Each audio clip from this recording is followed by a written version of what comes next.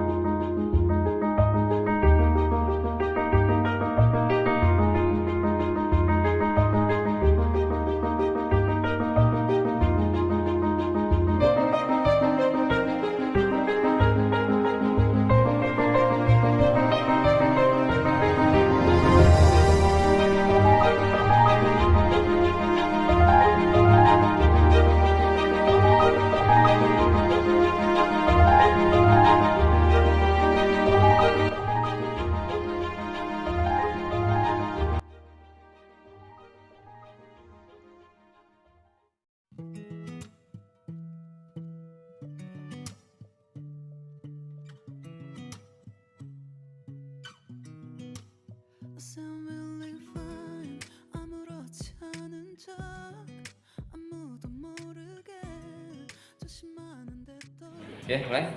Bismillahirrahmanirrahim. Assalamualaikum warahmatullahi wabarakatuh. Yang saya hormati dosen pembimbing. Ya, di sini saya akan mengikuti uji kerja ya tepat tanggal 6 Desember 2021. Ya ini koran hari ini, Bapak Ibu. Oke, mohon izin saya akan untuk presentasi hari ini.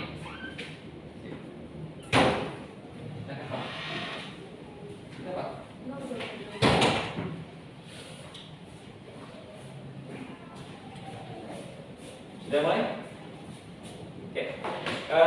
Assalamualaikum warahmatullahi wabarakatuh. Waalaikumsalam warahmatullahi wabarakatuh. Selamat pagi semuanya anak-anakku. Alhamdulillahirrahmanirrahim. Puji syukur karena Allah Subhanahu wa taala memberikan izin kita yang dimana kita masih diberikan nikmat ya untuk bisa ketemu ya secara tatap muka pada hari ini tepat hari Senin tanggal 6 Desember 2021. Baiklah anak-anak semuanya, sebelum kita memulai materi kita hari ini, baiknya kita berdoa terlebih dahulu. Untuk ketua kelas, tolong saudara Hafiz untuk disiapkan. Semua siap. Sebelum mulai pelajaran, ada baiknya kita berdoa terlebih dahulu. Berdoa menurut percaya masing-masing. Berdoa mulai.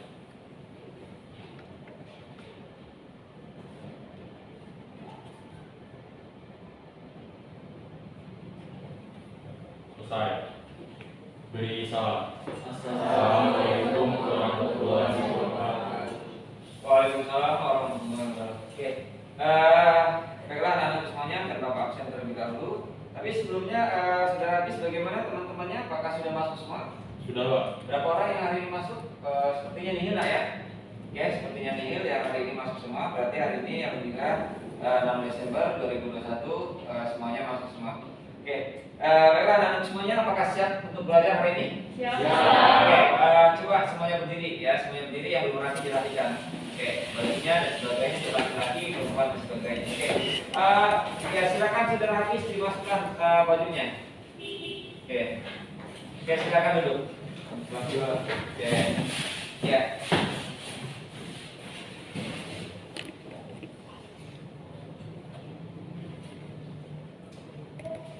Oke, ini materi kita ya, yaitu judul kita adalah menganalisis berbagai teori tentang proses masuknya agama dan kebudayaan Hindu dan Buddha ke Indonesia. Oke, anak semuanya ini ada gambar. Oke, ada gambar. Oke, ada yang tahu nggak ini gambar apa? Siap. Oke, ini Candi Borobudur. Candi Borobudur, Pak. Candi Borobudur. Ada yang lain nggak ini jadi apa? Ya ini Candi Borobudur lah ya. Dan ini adalah salah satu bukti ya, bukti ataupun yang menyatakan ini loh, yang dimana Hindu itu masuk ke Indonesia, Buddha itu masuk ke Indonesia. Nah, ini ada salah satu buktinya. Kayak gitu. Kalau Candi Borobudur ini kepercayaan agama Hindu apa Buddha? Buddha. Gitu. Kalau ini candi apa nak? Prambanan. Oke. Ada yang lain nggak ini candi apa? Nggak ada tuh candi Sewu dan sebagainya. Ya, ini candi Prambanan. Oke. Ini pun salah satu membuktikan bahwasanya bukti fisiknya, sumber ya, menyatakan bahwasanya Hindu masuk ke Indonesia. Nah ini buktinya. Ini adalah salah satu bukti fisiknya. Dan ini menjadi salah satu pewarisan dunia ya, diakui oleh UNESCO. Oke. Nah sekarang seperti ini. Nah ini ada yang bisa jelasin kan? Ini gambar apa nih? Itu sepertinya Pak, itu dewa-dewa kepercayaan umat Hindu. Kepercayaan umat Hindu. Iya. Terus Brahmana, Satria, Waisa dan Sudra. Ada yang bisa artinya enggak? Itu Tingkatan status sosial lah ya. Oke. Nah inilah, ini adalah diciptakan. Jadi mana pada saat itu lahirnya agama Hindu berkat adanya akulturasi antara bangsa Dravida dan bangsa Arya. Bangsa Dravida ini adalah bangsa asli orang India. Bangsa Dravida ya, bangsa asli orang India. Sedangkan Arya ini adalah pendatang. Kemudian bangsa Arya ini menciptakan satu status sosial. Ya, status sosial disebut dengan kasta. Nah, kasta ini ada 4. Kasta Brahmana, Ksatria, Waisa dan Sudra. Ini nggak kelihatan ya kalau ini ya. Brahmana ini dianggap orang yang ngerti agama. Kalau Islam itu ini kiainya, ya. Kemudian kalau Ksatria ini adalah pejabat-pejabatnya, ya, pemerintahannya. Kalau yang sekarang, kalau dulu ada kerajaan dan sebagainya. Waisa ini pedagang, ya, sedangkan Sudra ini dia rakyat biasa. Nah, ini ada kaitannya. Yang salah satunya adalah kita akan membahas mengenai teori masuknya agama Hindu Buddha di Indonesia. Oke. Kemudian anak-anak semuanya, ini adalah manfaat belajarnya, ya. Manfaat belajar sejarah ya adalah menambah wawasan, ya, menambah wawasan kita. Oh, kita tahu yang salah satu tadi adalah Prambanan, Candi Borobudur, kemudian ada kasta, sistem kasta dan sebagainya. Nih kita menjadi tahu, ya. Itu adalah salah satu peninggalan agama Hindu, bahkan sampai saat ini itu masih ada. Begitu juga kasta sampai saat ini masih ada. Tapi bedanya kalau di Indonesia itu tidak kental seperti di India masalah kasta ya. Itu hanya waktu-waktu tertentu, itu pada saat hari-hari raya. Kalau Galungan, Kuningan dan sebagainya itu baru menonjol ya, sistem kasta dan sebagainya. Kemudian mengenai asal usul adanya Hindu Buddha masa kini di Indonesia. Oh iya, ternyata Hindu Buddha itu nggak lahir di Indonesia, tapi asalnya adalah dari India, seperti itu. Kemudian menjadi pengalaman dan pelajaran hidup. Ingat kata Bapak, sering Bapak katakan adalah yang paling penting adalah belajar dari sejarah, bukan hanya belajar sejarah aja. Nah inilah manfaat belajar sejarah ya mengenai materi kita hari ini.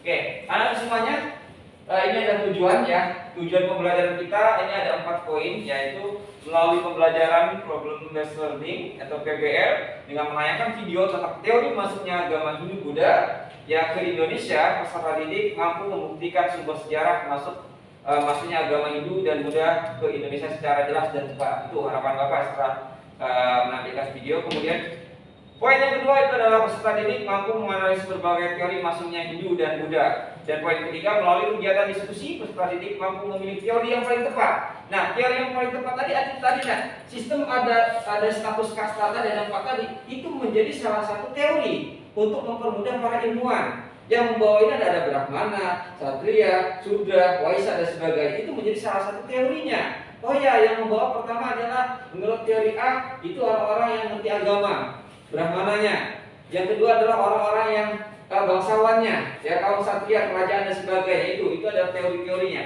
Kemudian yang poin keempat adalah melalui pembelajaran Problem Based Learning ini PBL dengan melalui metode diskusi dan tanya jawab peserta didik ya dapat membuat review informasi tentang proses masuknya agama dan kebudayaan Hindu Buddha ke Indonesia serta pengaruhnya pada kehidupan masyarakat Indonesia masa kini.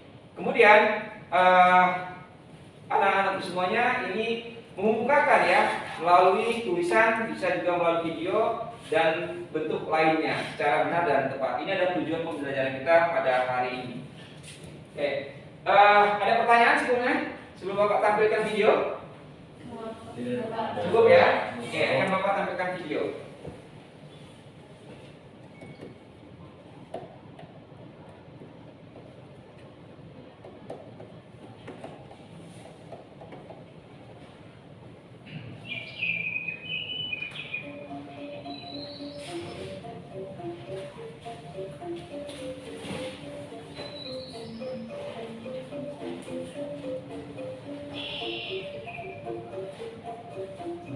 Sejarah masuknya Hindu ke Indonesia. Masuknya agama Hindu ke Indonesia merupakan masa yang sangat panjang.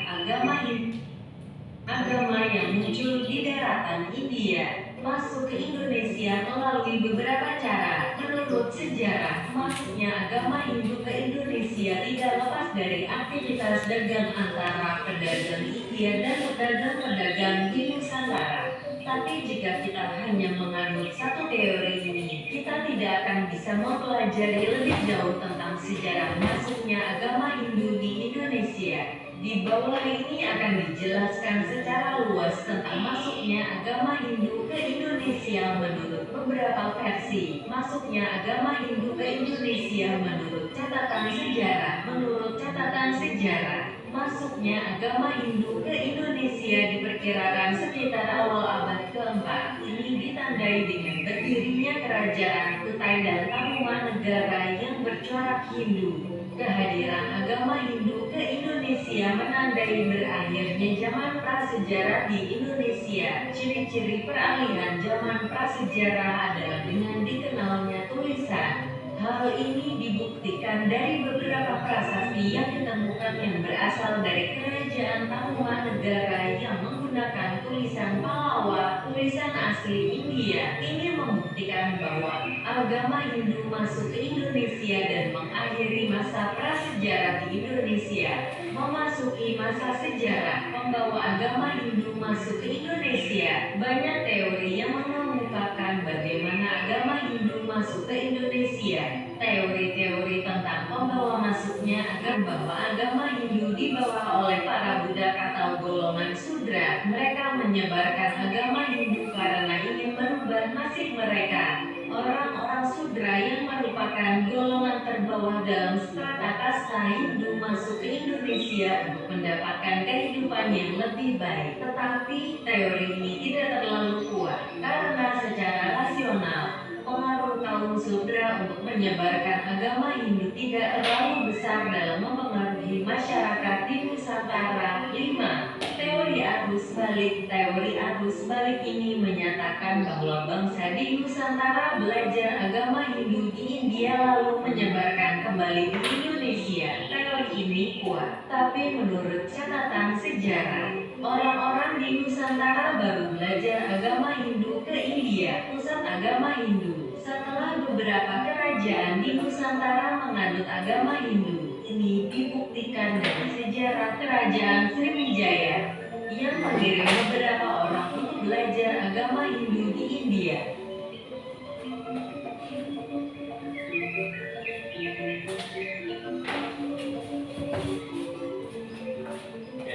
Ya, itu video pembelajaran ya mengenai proses masuknya agama Hindu dan Buddha di Indonesia.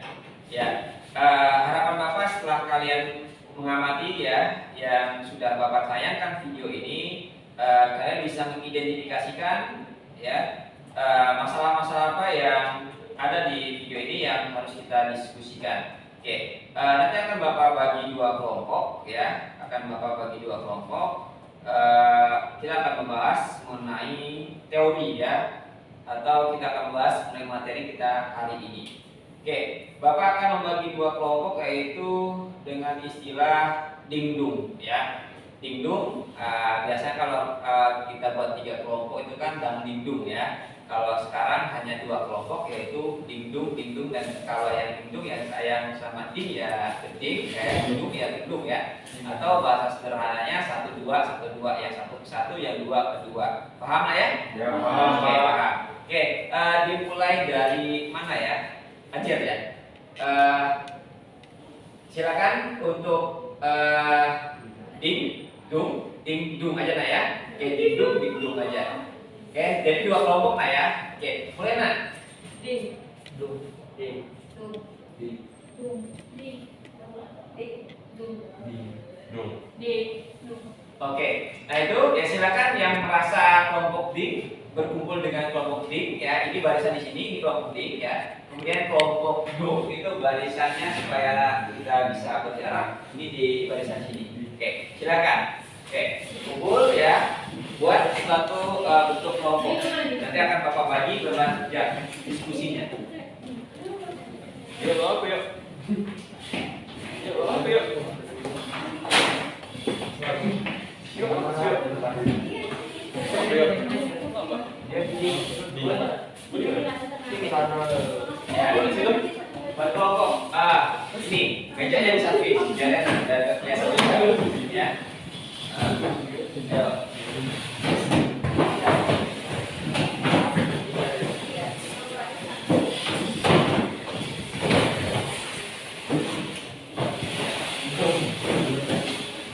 Ini ada geser sini ya. Bagaimana? Sama. Oke.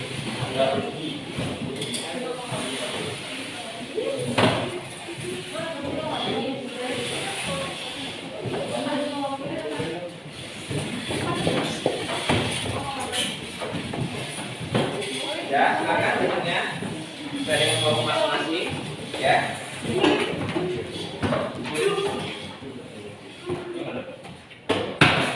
Kata junior. Oke, sudah. Oke, ini adalah bahasan kita hari ini, ya. Kelompok 1, kelompok 2, ataupun kelompok tim dan kelompok grup. Kelompok tim ini kelompok 1 membahas mengenai tentang sumber sejarah masuknya agama Hindu dan Buddha ke Indonesia. Sumber sejarahnya apa saja? Yang tadi yang Bapak berikan ya, contohnya adalah yang pertama adalah bukti fisiknya, seperti Prambanan dan sebagainya. Itu adalah salah satu menjadi salah satu sumber ya, atau prasasti dan sebagainya. Masih banyak yang lain gitu. Kemudian kelompok 2 ini membahas mengenai teori masuknya Hindu Buddha ke Indonesia. Nah, tadi ya kita sudah sama-sama menyaksikan ya tayangan video mengenai teori masuknya agama Hindu Buddha di Indonesia. Itu akan kita bahas hari ini ya. Bapak minta nanti kalian mencari ya informasinya bisa melalui internet ya, buku, e-book dan sebagainya yang kalian pegang hari ini. Oke, kan Bapak bagikan ya. Nanti diskusikan ya. Oke, diskusikan.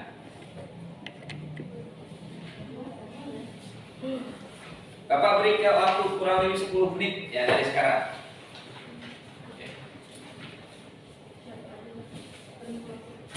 Nanti siapa yang menyajikan, ya kemudian satu orang menyajikan masuk ke diri ke depan untuk menyajikan mengenai perwakilan masing-masing dari kelompok. Oke. Bapak beri waktu kurang lebih dari sekarang itu 10 menit. Oke. Ngobrol. Cari-cari. Ini kelompok 2 ya? Kan kelompok 1 ya? Ya, ini kelompok 1. Sini, sorry, tuker. Nah, kalian kelompok berapa? 2. Kelompok 2. Oke, ini, ya kelompok B. Oke, ini kelompok 2 ya. Oh, ini kelompok pakai 3. Ada berapa? Ini 3. Satu lagi mana? Ini. Mana?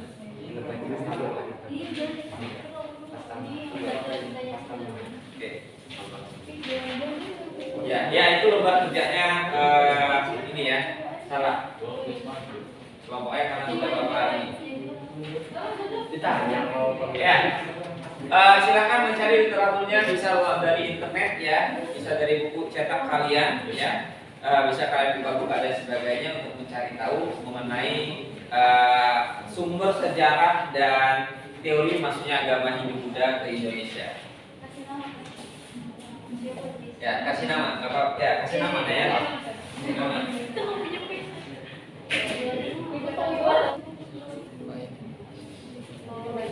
Oke, udah 10 menit ya, udah 10 menit. Silakan kita presentasi hari ini masing-masing kelompok ya, kelompok 1 dan kelompok 2 ya. Bapak tanya sekarang siapa dulu yang siap untuk mempresentasikan ke depan? Oke, silakan. Oke, ya silakan saudara Abisna, silakan ke depan untuk mempresentasikan atau siapa yang Oke, dan siapkan pertanyaannya nah ya, pertanyaan dari masing-masing kelompok. Nanti Bapak beri jatah satu kelompok 2 pertanyaan ya. Satu kelompok 2 pertanyaan. Oke, ya silakan dipresentasikan. Perkenalkan nama kemudian dari kelompok mana ya, kelompok ding atau kelompok gedung atau kelompok 1 ya, silakan. Kelompok 1 ya. Di sini tengah. Assalamualaikum warahmatullahi wabarakatuh. Waalaikumsalam warahmatullahi wabarakatuh. Saya Lisa Mauli, perwakilan dari kelompok 1 akan mempresentasikan tentang sumber sejarah masuknya agama Hindu dan Buddha ke Indonesia. Yang pertama, sumber dari India. Bukti adanya hubungan dagang tersebut dapat diketahui dari kitab Jataka dan kitab Ramayana, tetapi tidak menyebutkan kapan India mengenal Indonesia. Yang kedua, sumber dari Cina. Hubungan Indonesia dengan Cina diperkirakan telah berkembang pada abad ke-5. Bukti-bukti yang memperkuat hubungan itu diantaranya adalah perjalanan seorang pendeta Buddha, yaitu Fayan. Yang ketiga, sumber dari Yunani. Hubungan dagang antara Indonesia dan India dan Cina dapat diketahui dari Claudius Ptolemaeus, seorang ahli ilmu bumi Yunani. Yang keempat, prasasti. Prasasti tertua di Indonesia yang menunjukkan hubungan Indonesia dengan India, misalnya prasasti Mulawarman di Kalimantan Timur yang berbentuk pipa. Selanjutnya, kitab kuno. Kitab-kitab kuno yang ada di Indonesia biasanya ditulis pada daun lontar yang ditulis dengan menggunakan bahasa dan tulisan Jawa kuno yang juga merupakan pengaruh dari bahasa Sanskerta dan tulisan Pallawa. Selanjutnya, bangunan kuno. Bangunan kuno yang bercorak Hindu Buddha ataupun Buddha terdiri dari atas candi, stupa, relief, dan arca. Selanjutnya ada teori sudra. Teori sudra dikemukakan oleh Van Faber. Menurut teori ini di India paling banyak terjadi perang. Yang terakhir, teori arus balik. Bahwa sesuai pendirian dengan Van Leeuwen bertolak dari sifat unsur-unsur budaya Indonesia yang diamati dalam budaya Indonesia. Sekian yang bisa saya sampaikan. Terima kasih. Wassalamualaikum warahmatullahi wabarakatuh. Waalaikumsalam. Ya, kita untuk kelompok 1. Silakan mewakili kelompok 2. Silakan. Enggak, ini dulu ya, nanti baru kita ada sesi pertanyaan. Nanti ada dulu semuanya. Ya, assalamualaikum warahmatullahi wabarakatuh. Waalaikumsalam warahmatullahi wabarakatuh. Izin mempresentasi dari kami dari kelompok 2, yaitu tentang membahas berbagai teori masuknya Hindu dan Buddha ke Indonesia. Satu, teori-teori masuknya agama dan kebudayaan Hindu dan Buddha. Yang pertama ada teori Brahmana, yang kedua ada teori Ksatria, yang ketiga ada teori Waisya, keempat ada teori Sudra, dan yang terakhir kelima ada teori arus balik. Baik, itu saja yang bisa saya presentasikan. Saya akhiri. Wassalamualaikum warahmatullahi wabarakatuh. Waalaikumsalam. Oke, kita harus untuk kelompok 2. Hasil dari identifikasi dari masing-masing kelompok luar biasa mengenai itu membahas tentang sumber sejarah dan teori dari masuknya agama Hindu Buddha ke Indonesia. Oke, Bapak berikan kesempatan untuk kelompok 1, silakan bertanya untuk kelompok 2. Silakan. Apakah ada pertanyaan untuk kelompok 1? Untuk kelompok 2? Yang dari kelompok 1? Iya, ada Pak. Oke, silakan. Siapa?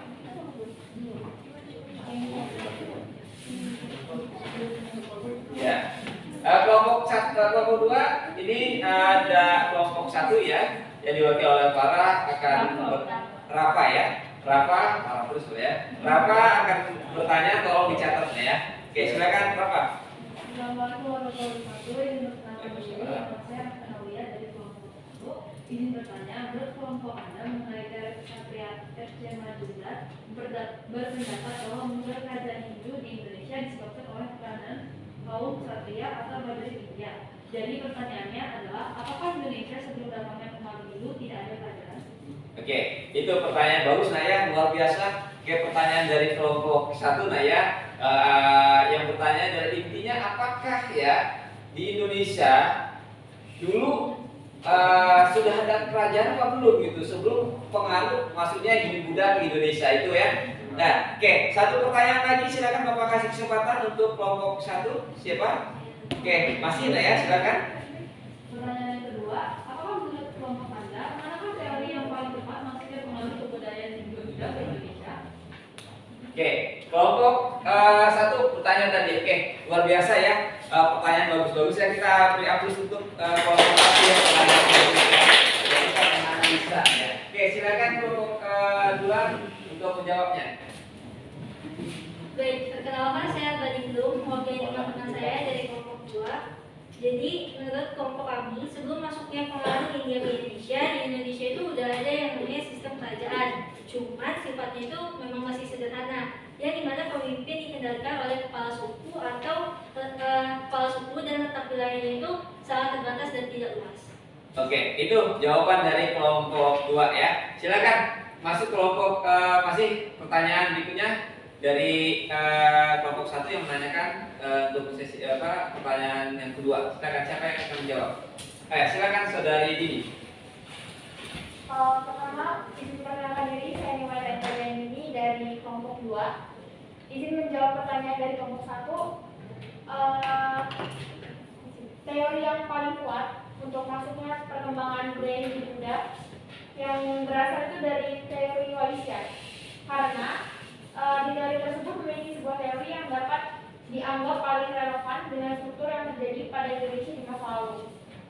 Karena Indonesia itu adalah dulunya pelaut dan pedagang yang handal, jadi interaksi yang terbentuk antara pedagang dan pelaut Indonesia dan pedagang dan pelaut dari India itu sangat kuat. Jadi semakin mudah untuk India atau pengaruh agama Hindu menyebarkan agama Hindu di Indonesia. Sekian Oke. dari saya, terima kasih. Terima kasih. Oke, kita hapus untuk kelompok 2 ya. Oke, kelompok 1 ada tanggapan? Ada tanggapan? Tidak ada? Oke, tidak ada. Oke. Sip, ya silakan kita berikan kesempatan untuk kelompok 2 untuk bertanya kepada kelompok 1. Ada pertanyaan?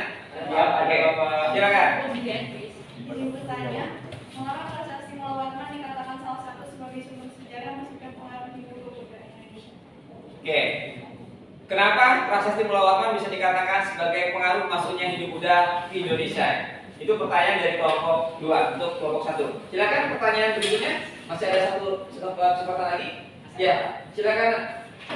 Menurut kelompok kalian, bagaimana cara merawat supaya sumber-sumber sejarah itu tetap ada? Salah satunya adalah pasti prasasti dan bangunan kuno, supaya sumber sejarah itu selalu ada dan tidak hilang. Oke, pertanyaan yang kedua untuk kelompok 1, bagaimana caranya kita merawat ya prasasti-prasasti itu, sumber sejarah itu supaya tidak hilang? Oke, itu silakan. Ada yang ingin jawab dari kelompok 1? Ya silakan. Ya, izin menjawab. Perkenalkan, nama saya Muhammad Hafiz dari kelompok 1. Mengapa prasasti Mulawarman dikatakan salah satu sebagai sumber sejarah? Karena terdapat di prasasti tersebut tulis dalam bahasa Sanskerta dan huruf Pallava, dan tulisan itu berasal dari India. Maka para ilmuwan sepakat prasasti Mulawarman tersebut sudah adanya pengaruh dari India. Sekian, cukup, terima kasih. Oke, luar biasa ya. Silakan untuk jawaban yang kedua. Langsung yang bisa jawab.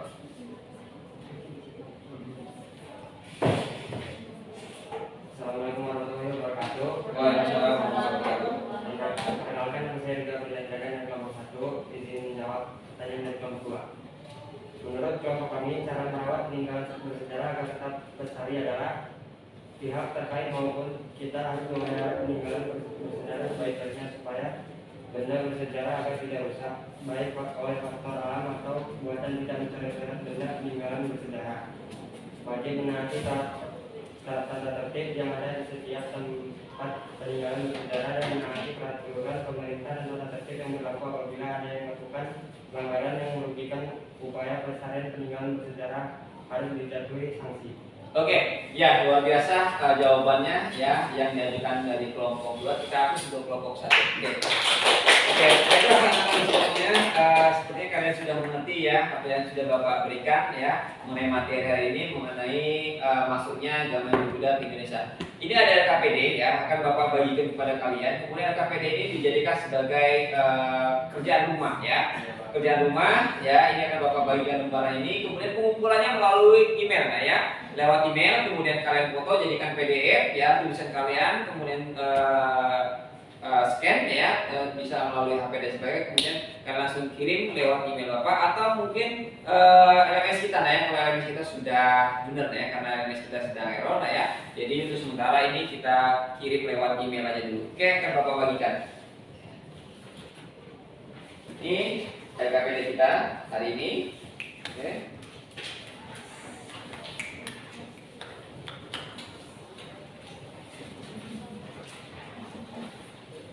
Mana? Bagian itu? Satu lagi. Ya, itu adalah LKPD kita ya. Yang ini dimana nanti akan kalian kerjakan ya di rumah kalian masing-masing mengenai teori, kemudian tokoh, kelemahan dan kelebihan dari masing-masing teori tersebut.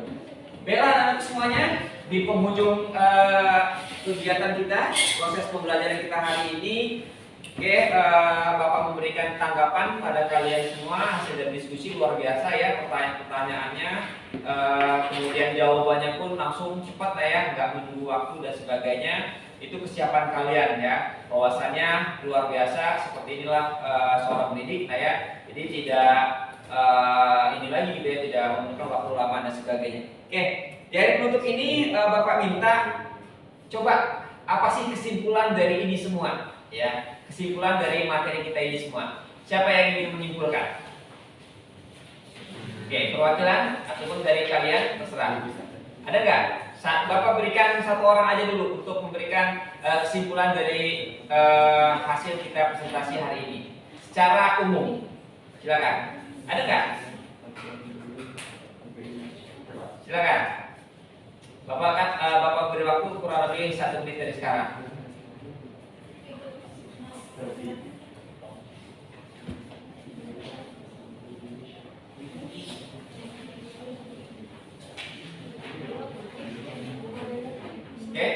bagaimana?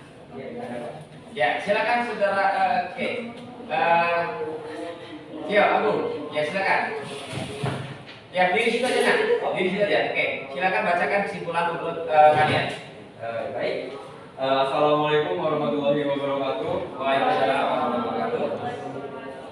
Perkenalkan, nama saya Jika Agung, saya dari kelompok 2. Saya di sini ingin menyimpulkan dari teori awal pertama pembahasan pembelajaran kita dari Nakaya. Baik, jadi yang pertama yaitu adalah teori kita adalah masuknya agama Hindu Buddha ke Indonesia. Ya, bukti ada hubungannya agama Hindu masuk ke Indonesia yaitu pada abad kedua.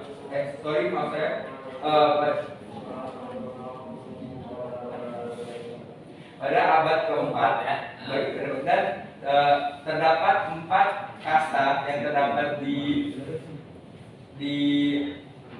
India, yaitu yang pertama ada Brahmana, yang kedua ada Ksatria, ketiga ada Waisya, dan yang ketiga ada Sudra. Teori Brahmana yaitu adalah teori yang pendeta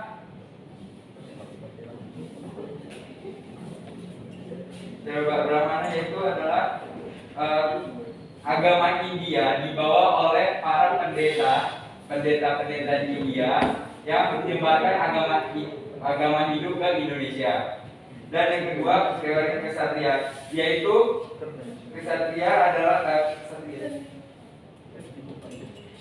para raja Ya. atau para prajurit dan Jadi sebagainya. saya benar berpendapat bahwa munculnya kerajaan Hindu di Indonesia disebabkan oleh peranan kaum ksatria atau prajurit India. Prajurit India. Para prajurit India diduga mendirikan koloni-koloni di kepulauan Indonesia dan Asia Tenggara. Namun teori kesatria juga dikemukakan oleh R.T. Majumdar tidak didukung oleh data yang memadai. Selama ini belum ada bukti arkeologis yang menunjukkan adanya ekspansi prajurit India ke Indonesia. Dan ketiga yaitu ada teori Waisya. Teori Waisya adalah masuknya para pedagang Indonesia, pedagang luar India yang masuk ke Indonesia dan menyebarkan agama tersebut. Dan yang terakhir ada kelompok teori Sudra. Teori Sudra dikemukakan oleh Van Faber. Menurut teori ini di India banyak terjadi perang. Dengan demikian banyak pula tawanan perang Indonesia yang dijadikan sebagai tempat pembuangan bagi tawanan-tawanan perang. Para tawanan perang itulah yang menyebabkan kebudayaan Hindu di Indonesia. Baik, mungkin itu aja yang bisa saya tarik kesimpulan dari pembelajaran kali ini. Saya Iri, wassalamualaikum warahmatullahi wabarakatuh.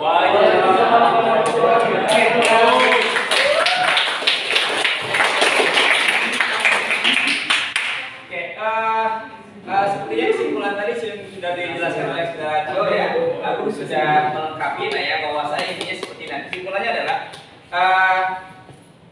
agama Hindu Buddha di Indonesia itu dilihat dari dalam perjalanannya itu ada dua ya, jalur darat dan jalur laut. Darat ini bisa dikatakan sebagai jalur sutra. Kenapa dikatakan sebagai jalur sutra? Ini adalah jejak para orang Cina. Ya, yang dimana kenapa orang Cina? Karena orang Cina adalah umumnya dia adalah pada saat itu memproduksi sutra. Ya, nah itu. Kemudian jalur laut. Ya dimana ini mereka itu ikut ya, itu orang para pedagang dan sebagainya melalui jalur laut lah ya. Jadi itu. Kemudian adanya agama Hindu Buddha di sini tadi di Indonesia masuk ke mana dan sebagainya, banyak teori. Ya, kemudian tadi pertanyaannya sangat menarik. Bagaimanakah dari 4 teori dan sebagainya teori yang paling tepat? Tadi kelompok 2 yang nggak salah tadi ya menjawab adalah mengenai teori yang paling tepat adalah teori Waisya. Ya, Waisya. Nah, kenapa? Karena adalah sesuai dengan jejak-jejak para orang Indonesia. Jadi mana pada saat itu pedagang kemudian dan sebagainya. Nah itu aja lah ya kesimpulan dari hari ini pertemuan kita pada saat pagi hari ini ya mengenai teori masuknya agama Hindu Buddha ke Indonesia. Baiklah anak-anak semuanya, evaluasi hari ini adalah cukup baik menurut Bapak ya, cukup luar biasa. Ke depan pada saat kita presentasi seperti ini tetap kita junjung tinggi ya keaktifan kemudian solidaritas kalian dan sebagainya. Itu harapan Bapak mengenai evaluasi hari ini. Kemudian informasi mengenai materi minggu besok ya, Bapak minta LKPD itu minggu besok sudah selesai ya. Minggu besok sudah selesai, kemudian dikirim melalui email Pak Jenal dan nanti Pak Jenal kirim melalui WA yang melalui ketua kelas email Bapak supaya kalian bisa mengirimkan LKPD tersebut. Oke, baiklah anak semuanya, kita cukupkan hari ini. Sebelum kita akhir hari ini untuk saudara habis ya sebagai ketua kelas ditutup dengan kita yaitu berdoa. Silakan saudara habis. Semuanya siap? Sebelum pulang, anak PG kita berdoa terlebih dahulu. Berdoa menurut percaya masing-masing. Berdoa mulai.